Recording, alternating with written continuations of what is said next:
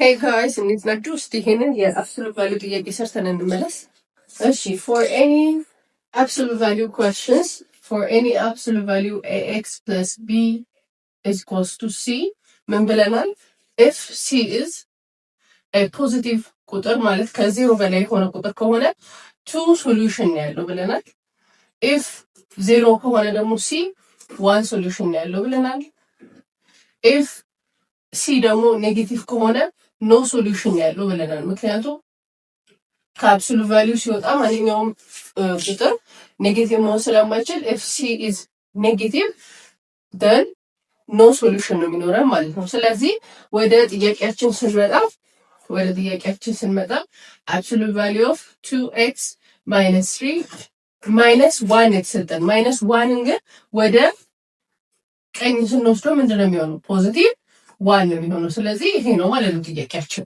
ስለዚህ እዚህ ጋር ምንድነው ዋን ኢዝ ግን ግሬተር ዛን ዜሮ ማለት ነው። ስለዚህ ይሄ አብሶሉት ቫልዩ ጥያቄ ስንት ሶሉሽን አለው? ሁለት ሶሉሽን አለው ማለት ነው። ሁለቱ ሶሉሽኖች ደግሞ እነማን ናቸው የሚሆኑት? አንደኛው ፖዚቲቭ ሲሆን ነው ቁጥሩ 2x ማይነስ 3 ኢዝ ኢኳል ቱ 1 ሲሆን እንደገና ደግሞ ሌላኛው ደግሞ ምንድነው ኔጌቲቭ ሲሆን ውስጥ ያለው ቁጥር በማይነስ እናባዛዋለን 2x ማይነስ 3 ኢዝ ኢኳልስ ቱ 1 አድርገን እንሰራለን ማለት ነው። ስለዚህ ለሁለቱ ሶሉሽን እንፈልጋለን ማለት ነው። ለዚህ ሶሉሽን ስንፈልግ 2x ኢዝ ኢኳል ቱ 1 ፕላስ 3 ይሆናል።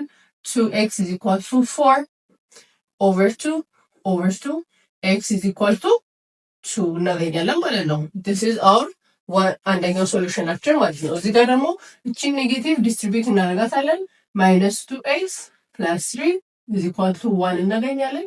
minus 2x 1 minus 3 minus 2x is equal to minus 2 እናገኛለን። over minus 2 ስናደርግ x is equal to what?